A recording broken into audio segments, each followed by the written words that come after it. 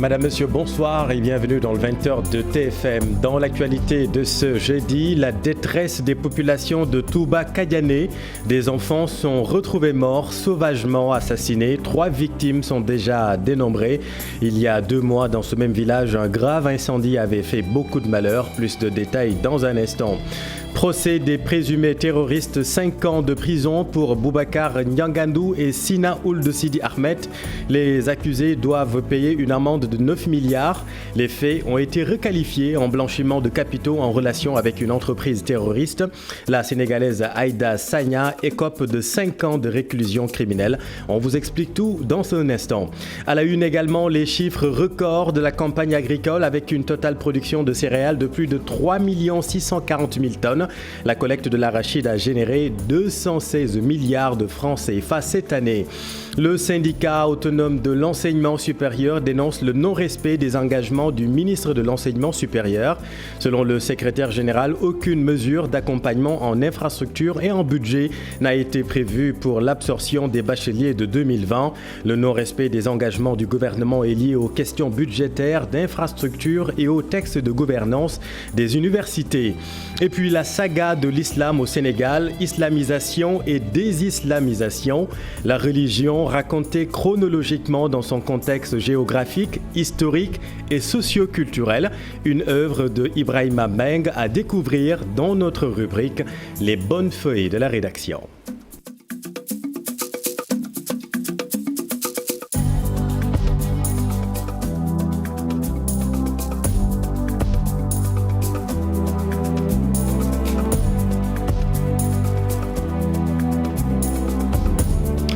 D'abord, ce mystère à Touba-Kadiané, dans le département de Koungheul. 3 enfants ont été retrouvés morts dans des circonstances troublantes. Les rumeurs les plus ahurissantes circulent dans tout le village. Une enquête a été ouverte par la gendarmerie nationale. Voyons tout cela avec Oumar Ndiaye et Boubacar Falbop. À Touba-Kadiané, village situé dans la commune de Gentepaté, dans le département de Koungheul, inquiétude et consternation sont les sentiments les mieux partagés ces derniers jours. 2 petits-enfants de 2 et 3 ans ont été tués. C'est une immense tristesse. C'est vraiment dur. C'est au moment où les enfants sont appelés pour prendre leur bain que quelqu'un a manqué à l'appel. Nous l'avons finalement trouvé derrière les habitations, gisant sur le sol. Il avait déjà perdu la vie. À le voir, je pensais qu'on lui avait asséné des coups de coupe-coupe parce qu'il y avait 3 blessures profondes sur sa tête. C'est aux environs de 17h, vers le crépuscule, que le drame a toujours lieu et au même endroit, à une centaine de mètres des habitations. Nous l'avons trouvé couché sur le ventre et il avait la tête fracassée. Nous pensons qu'on le frappait contre l'arbre parce qu'il y avait du sang dessus. C'est à la surprise générale que le drame a eu lieu. Quand son oncle m'a annoncé la nouvelle, je n'en revenais pas parce que ça s'est pratiquement passé en un clin d'œil. C'est lorsque j'ai vu le vieux porter sa dépouille mortelle que j'ai finalement cru. Il faut signaler que le drame n'avait pas lieu pour la première fois. Le dernier en date et le deuxième, c'est celui d'hier qui s'est aussi soldé par une perte en vie humaine.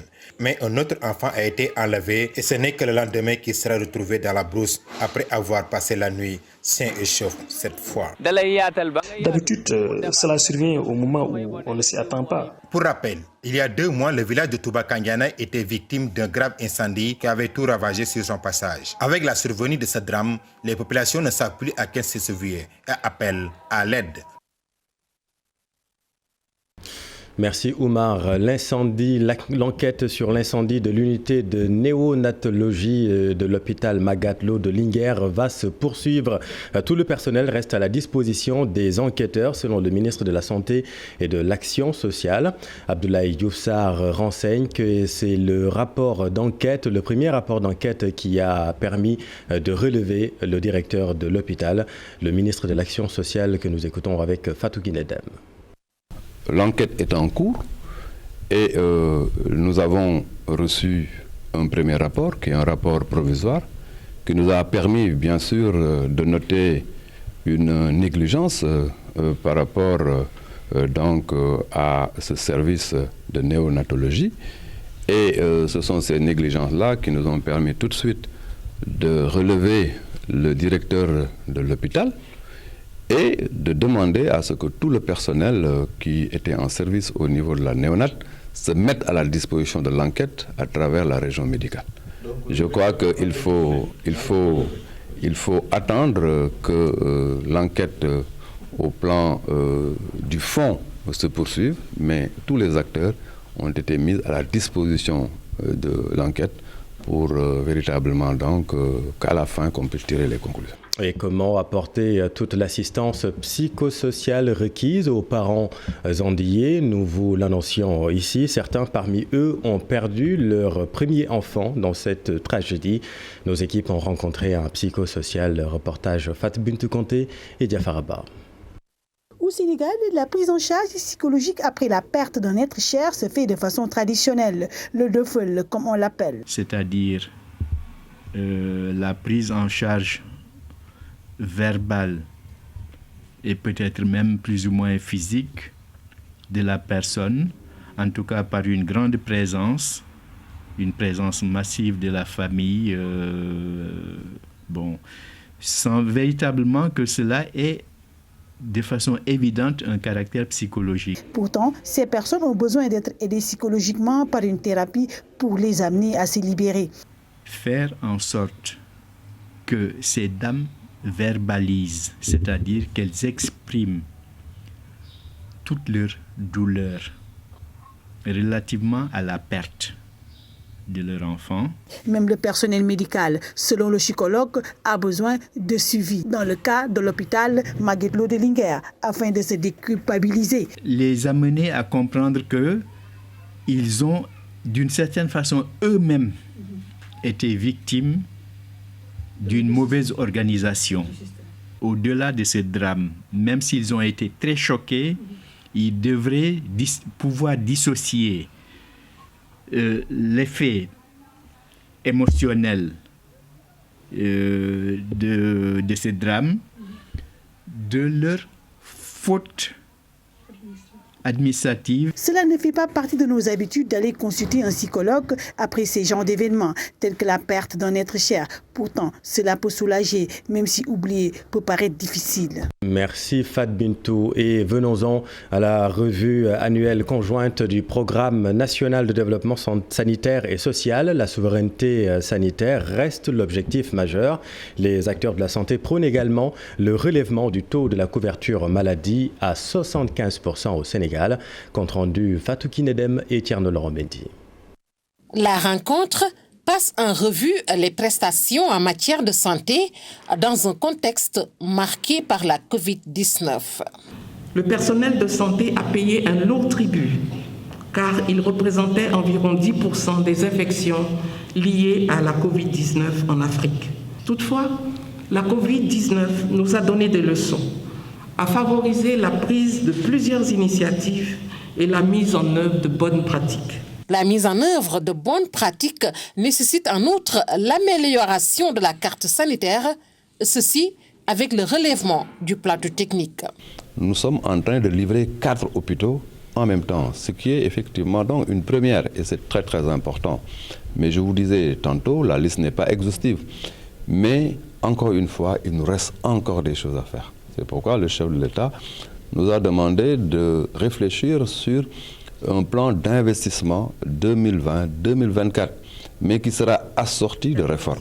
La question de la spécialisation abordée à l'occasion, le ministre de la Santé et de l'Action sociale rappelle les efforts apportés dans ce sens, tout en invitant le personnel sanitaire à se conformer aux décisions. Le chef de l'État, dans sa générosité, dans sa vision, a demandé à ce qu'on double la bourse de spécialisation qui aujourd'hui est à 300 000 francs.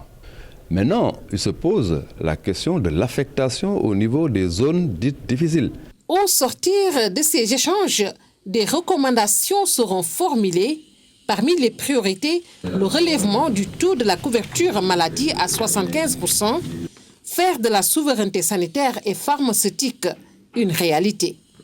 Merci Fatkine. Dans l'actualité également, les chiffres de la campagne agricole, la meilleure de ces 5 dernières années selon le ministre de l'Agriculture et de l'Équipement rural, avec une totale production de céréales de plus de 3 640 000 tonnes cette année. La collecte de l'arachide a généré 216 milliards de francs CFA, chiffre annoncé à l'occasion de la conférence de presse du gouvernement, compte rendu Mamadou Fall et Diafaraba. Le Sénégal a enregistré cette année la meilleure campagne agricole depuis 5 ans, une production record qui dépasse le million pour certaines filières telles que le riz, l'arachide, le mil. Notre production, définitivement estimée, est estimée à 1 349 723 tonnes, soit plus de 30% que la moyenne des 5 dernières années. En ce qui concerne le mil, notre production est estimée cette année à 1 144 750 tonnes, soit plus de 44% que la moyenne des 5 dernières années. Concernant la campagne de commercialisation de l'arachide, la collecte à elle seule a généré 216 milliards. La collecte, elle a duré 143 jours et elle a généré environ 216 milliards pour le monde rural. Évoquant le mouvement d'humeur de certains agents de son ministère, le ministre de l'Agriculture évoque leur illégalité. Il y a des agents au ministère de l'Agriculture qui se sont regroupés autour de ce qu'ils appellent un syndicat, le Sintras, parce que la vérité, c'est que ce syndicat-là n'a pas de récépissé, donc n'est pas reconnu en tout cas comme étant officiellement un syndicat. Face à la presse, le ministre Moussa Baldé donne les prévisions de l'année à venir. Plusieurs tonnes seront attendues dans presque plusieurs filières.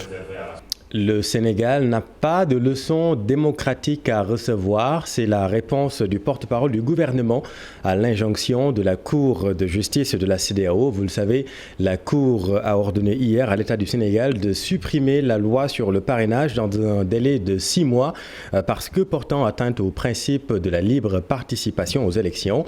Pour le porte-parole du gouvernement, Oumar Gueye, le Sénégal a son système de filtre à l'instar de tous les pays. Tous les systèmes démocratiques au monde ont leur système de filtre pour les élections. Il n'y en a pas une seule qui n'a pas de filtre. De ce point de vue, nous n'avons aucun problème au niveau du gouvernement par rapport à ces questions-là, à ce que la CEDEAO a dit ou pas.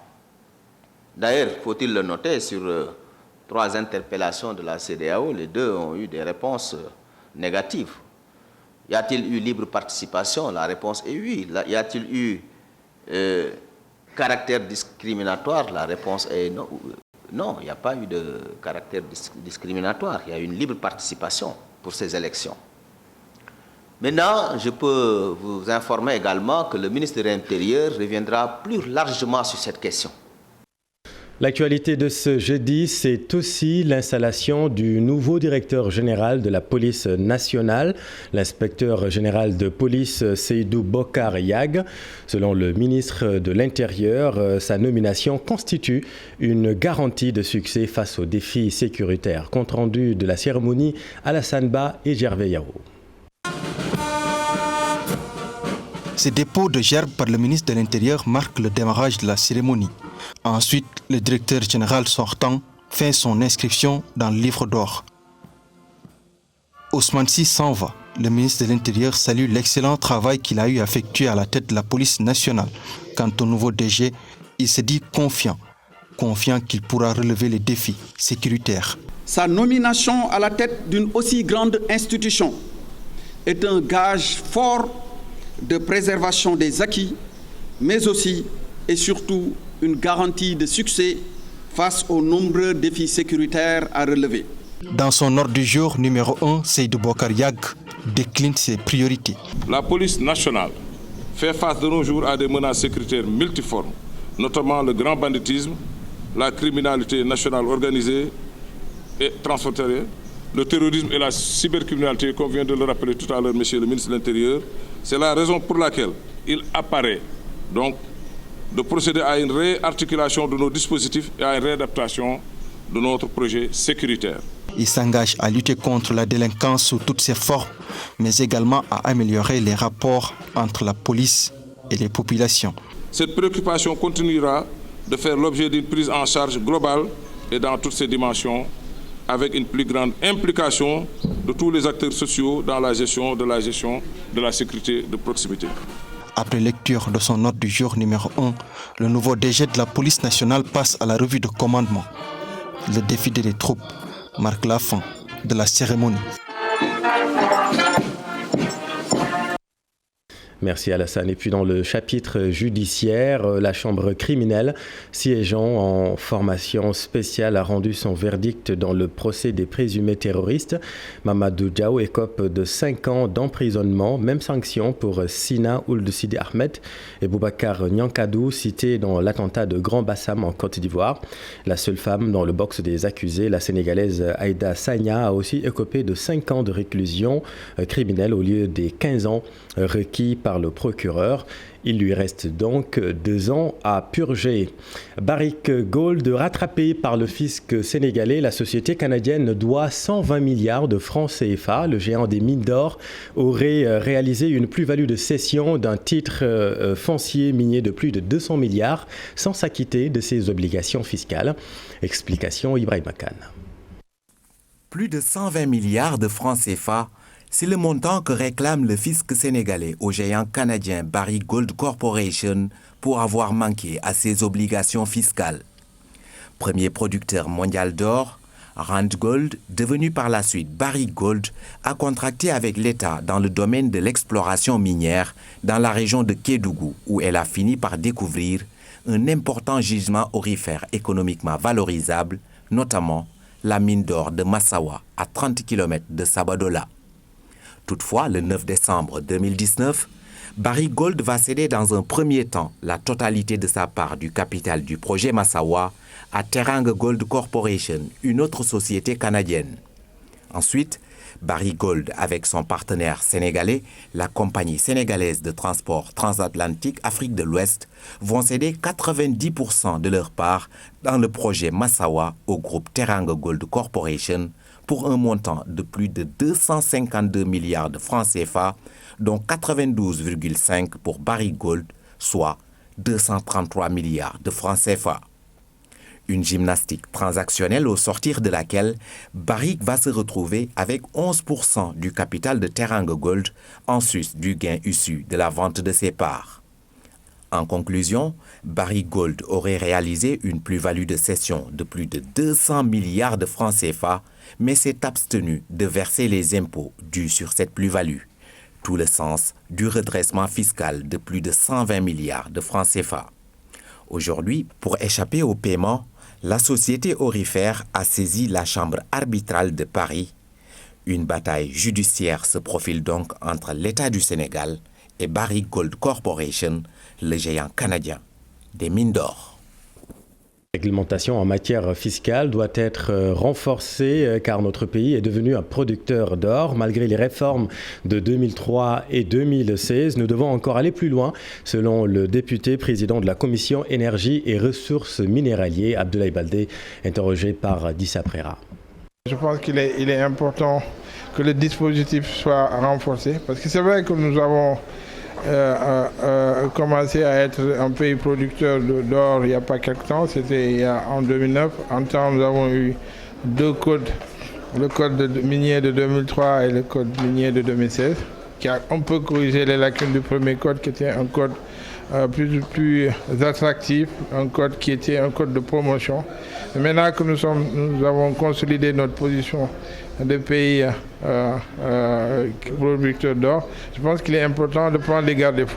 Et donc l'État est dans ce dispositif, dans ces dispositions de réforme. C'est ce qui fait d'ailleurs, c'est en constatant que beaucoup de fuites de capitaux ont été observées, soit par des fausses déclarations de bénéfices par ces sociétés, que l'État a pris la décision de créer ce qu'on appelle la Société des mines du Sénégal, pour avoir un œil plus regardant, pour avoir un dispositif beaucoup plus contraignant, de manière à ce que des situations de ce genre ne puissent se reproduire. Les femmes ne représentent que 8,4% des travailleurs dans le secteur extractif. Selon le rapport de faisabilité de l'indice genre dans le secteur extractif, le milieu est encore dominé par les hommes. 35 femmes cadres sont enregistrées sur 313. L'étude a été présentée ce matin aux parlementaires par l'association Women in Mining. Dissa Prera et Diafaraba. Elles sont très peu représentées dans le domaine des mines et de l'extraction. Des études de faisabilité de l'indice genre de l'association Women in Mining, moins de 10% des femmes travaillent dans ce secteur, pourtant très porteur. Et déjà, ce que l'étude de faisabilité de cet index-là montre, c'est que 8,4%, les femmes ne représentent que 8,4% dans le secteur. Pour chaque catégorie de femmes dans ce secteur, il y a des enjeux et des défis spécifiques. Pour les femmes qui sont employées dans le secteur, elles sont faiblement représentées parce qu'elles ne sont que 8,4%. On n'a que 35 femmes cadres sur 313 qui sont dans ce secteur. Et aussi pour ces femmes, il y a les problématiques liées à la maternité parce qu'en fait, elles sont dans des sites isolés. Pour ce qui est des femmes entrepreneurs, aujourd'hui, l'analyse a montré qu'elles n'accèdent pas en fait très souvent aux opportunités de marché, mais aussi il y a une absence d'information dans ce secteur en plus de leur faible capacité. Pour les femmes qui sont dans l'orpaillage, elles sont exposées en fait à toute problématique, tout risque, que ce soit les violences basées sur le genre, les risques sanitaires par rapport à l'utilisation des produits chimiques, mais aussi le cadre de vie. Une étude de faisabilité de l'indice genre dans le secteur extractif, un bon outil d'aide à la prise de décision pour les autorités. C'est d'avoir un outil d'aide à la décision, un outil de plaidoyer, de communication qui sera basé sur une approche scientifique et qui permettra de mesurer les performances genre dans ce secteur. Difficile de mesurer l'apport des femmes dans le secteur extractif au Sénégal. Même les rapports de l'ITIE n'y arrivent pas. Mais cette étude souhaite donner quelques indications dans ce sens. Merci Dissa. L'autre grand titre de cette édition, le SAES dénonce le non-respect des engagements du ministre de l'Enseignement supérieur, engagements qui concernent les volets budgétaires, infrastructures et les textes de gouvernance des universités. Pour la préservation des universités, le SAES alerte avant la tenue du bac 2021. Maïmouna Ndiaye et Youssou Barro. Il était convenu avec leur ministre de tutelle d'un audit et d'une refonte du système de la plateforme des universités. À défaut de la réalisation de ce projet, le SAES note à la place un manque d'infrastructures et un budget insuffisant. Aujourd'hui, les universités ont absorbé tous les bacheliers de 2019, alors que les engagements auxquels ils avaient volontairement souscrit n'ont jamais été respectés. Aucune université n'a reçu le budget correspondant aux 200 postes d'enseignants-chercheurs ouverts par le gouvernement. Le nombre de chapiteaux nécessaires pour héberger les bacheliers a été largement sous-évalué. Et nous avions attiré l'attention du ministre sur ce manquement. L'organisation de l'examen du baccalauréat 2021 inquiète également le syndicat autonome de l'enseignement supérieur. Avec près de 157 312 candidats, soit une augmentation d'environ 2203 candidats par rapport à 2020. C'est ce qui nous a amené à déposer un préavis de grève avant-hier. Et à l'expiration donc de ce préavis, le SAES se réservera le droit de pouvoir mener les actions qu'il jugera nécessaires en tout cas pour aller vers la satisfaction donc de ces revendications. Le syndicat s'est aussi prononcé sur ce qu'il appelle un accaparement du patrimoine foncier de l'UCAD. Le Bureau national du SAES avertit qu'il n'acceptera jamais le bradage. D'ailleurs, il compte se réunir dans les prochains jours pour statuer sur la question. Et quant à la définition des critères d'attribution des bourses, ce n'est pas du ressort des universités selon le SAES. La prérogative incombe plutôt à la direction des bourses. Le secrétaire général du SAES alerte les autorités universitaires sur cette épineuse question. Les universités ne sont pas là pour définir les critères d'attribution de bourses. Que ce soit clair. Le ministère de l'Enseignement supérieur, de la Recherche et de l'Innovation a une direction des bourses. C'est cette direction des bourses-là qui a la souveraineté de réunir ces commissions et d'établir ces critères d'attribution et de procéder à l'attribution des bourses. Et c'est pourquoi nous mettons en garde les recteurs qui seraient tentés de vouloir attribuer eux-mêmes les bourses. Ce n'est pas leur prérogative. Notre prérogative en tant que structure pédagogique, c'est de définir les critères d'accès au master. Nous allons faire les sélections. Et une fois que les sélections seront faites, les listes seront envoyées à l'administration qui va donner l'autorisation à ces étudiants-là de s'inscrire. La procédure s'arrête là pour nous. Alors maintenant à Kaolack, risque d'année blanche chez les nouveaux bacheliers de l'Université virtuelle du Sénégal de Kaolack. Depuis le démarrage de l'année universitaire, ces étudiants n'ont pu faire cours. Ils dénoncent le manque de considération dont l'Université virtuelle du Sénégal ferait l'objet. Voyons tout cela avec Ibrahima Diamé et Faligaï.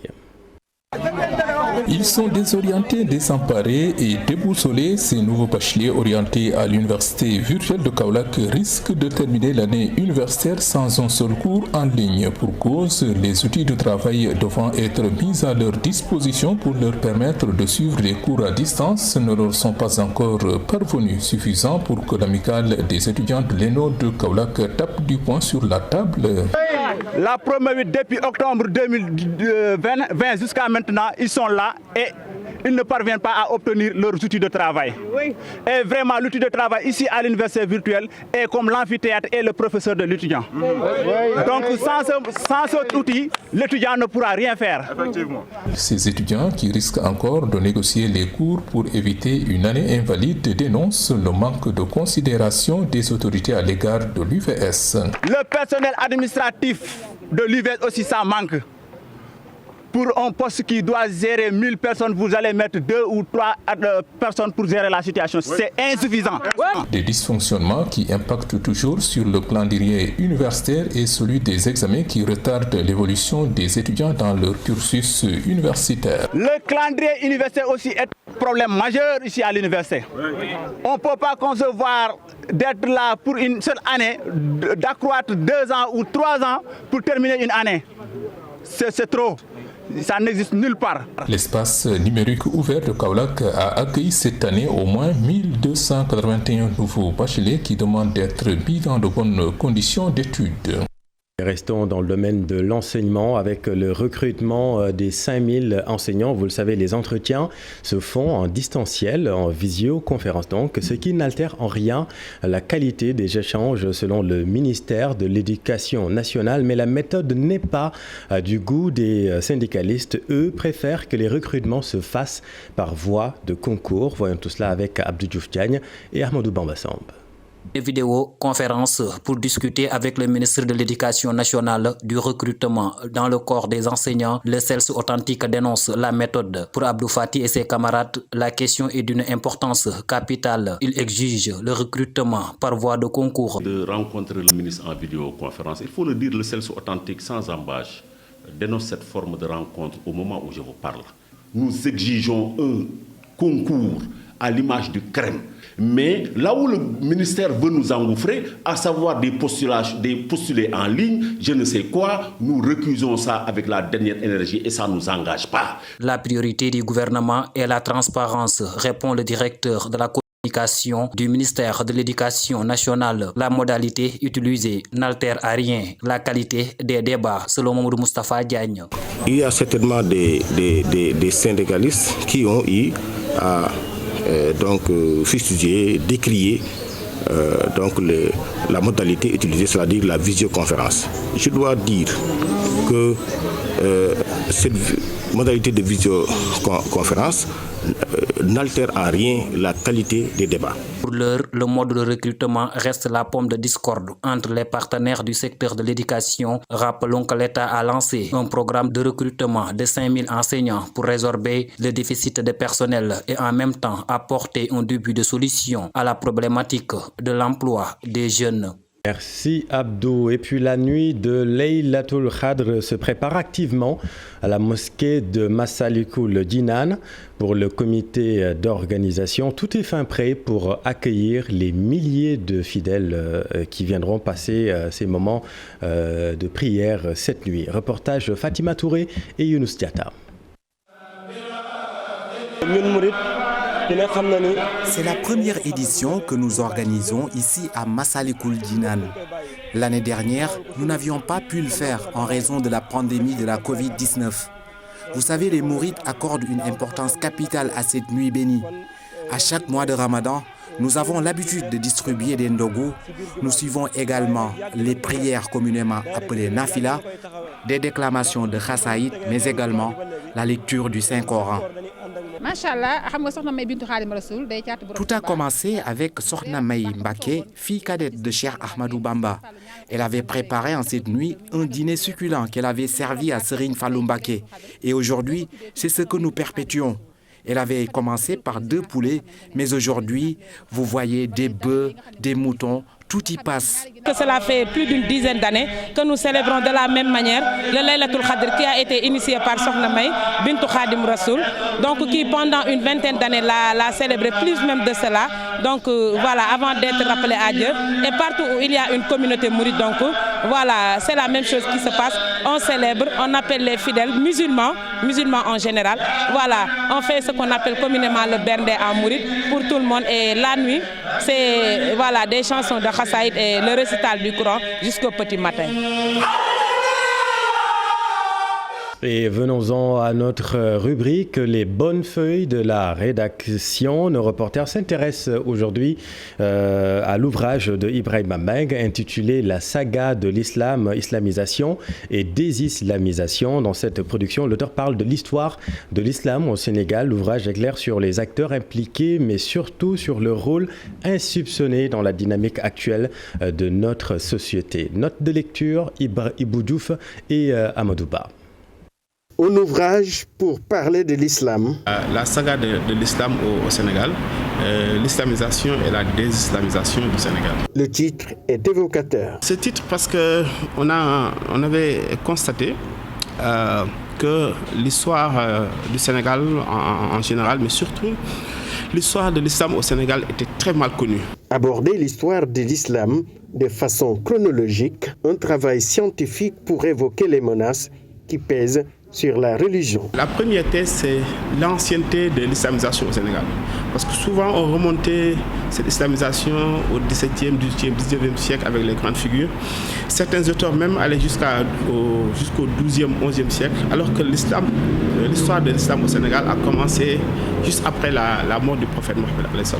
Après aussi tous ces foyers de civilisation et de culture liés à l'islam. La saga de l'islam au Sénégal, un ouvrage qui a permis à l'auteur de parler de l'islamisation. Montrer tout le processus de désislamisation, qui est un processus conçu, élaboré, avec des acteurs quelquefois qui sont connus, d'autres qui sont inconnus, et qui sont en train de faire leur œuvre de désislamisation. Une occasion aussi pour citer tous les acteurs impliqués dans cette mission d'islamisation au Sénégal. Merci Ibou. Et puis dans l'actualité sportive, beach soccer, Cannes 2021 à Saly, le Sénégal s'attend à des joutes difficiles dans cette compétition. C'est l'avis du sélectionneur de l'équipe nationale Ngala Sylla. Nous l'écoutons avec Cheikh Sadibou Diarra. L'Ouganda, la Tanzanie et la RDC, des équipes inconnues. Donc quand même en 2018 on a joué avec la Tanzanie et on les avait battus en Égypte. Mais entre-temps il y a beaucoup de choses qui se sont passées. Donc nous après le tirage on s'est dit qu'on a des adversaires inconnus. Mais quand même on va continuer de chercher. Donc c'est pas du tout évident d'avoir des informations sur eux, mais on va continuer de chercher. Mais n'empêche, on va se préparer en conséquence parce que quand on va en guerre, on va prendre toutes les armes. Puis dans le reste de l'actualité sportive, Regrec a encaissé sa première défaite en MMA devant un Biélorusse, Idrissa Ganagay, et Boulaïdia, éliminé de la course au titre du meilleur joueur de la Ligue 1 en France. Et le combat Modulo Ama Baldé programmé en décembre prochain. Le round-up de l'Actu Sport avec Cher Sadibou Diarra. Dans les tuyaux depuis presque 2 ans, le combat Modulo Ama Baldé est maintenant officiel. Il a été régularisé ce jeudi par le promoteur Luc Nicolaï au niveau du CNG de lutte. Ce choc tant attendu par les amateurs est prévu au mois de décembre 2021, le 25 décembre plus précisément. La belle série du lutteur Reug Reug en MMA a elle pris fin. Le natif de Tcharoy a été battu par KO au 2e round par le Biélorusse Kirill Krichenko. C'est le premier revers de Reug Reug en MMA après 3 succès consécutifs. Une défaite contestée par le futur adversaire de Guigui en lutte sénégalaise qui compte déposer un recours pour dénoncer un coup irrégulier reçu à la gorge. En compagnie de la République démocratique du Congo, de l'Ouganda et de la Tanzanie, le groupe B réunit l'Égypte, le Mozambique, le Maroc et les Seychelles. Une compétition qui se tient à Saly du 23 au 29 mai. En football, l'ASC Jaraaf, première du groupe C en Coupe CAF, va connaître son adversaire en quart de finale ce vendredi à 13h. 2 clubs de l'Afrique du Sud, Pyramid FC et Orlando Pirates, et un du Cameroun, Coton Sport, sont ses potentiels adversaires. Merci cher, c'est la fin de cette édition. Merci de votre attention. L'info revient demain dans la matinale. À suivre sur TFM, les 5 minutes de SAS Pape Anne, Ziar avec Yahoua et Oussas Moudoufal. Et un peu plus tard, quartier général avec Pape Cheikh et toute l'équipe. Restez avec nous, vous êtes au bon endroit. Bonne soirée.